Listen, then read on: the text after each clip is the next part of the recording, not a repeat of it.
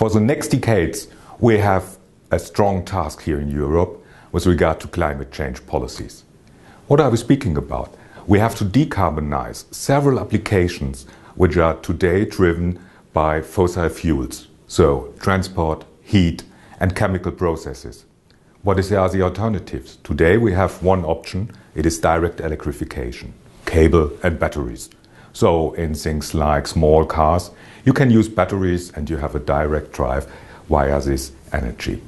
But it is very easy to use electricity from wind farms and photovoltaics, but then you have the problem how to transform it for the other applications where we are using today gases, fuels, liquid fuels and others.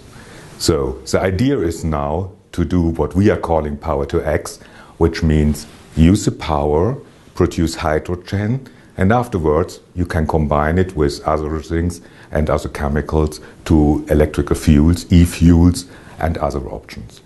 So this is the chance to use this as an energy storage and as energy transport together. So this means having a liquid or gaseous fuel which is based on renewables. So power to X is really a chance to couple these sectors, and therefore we are using in Germany the word sector coupling.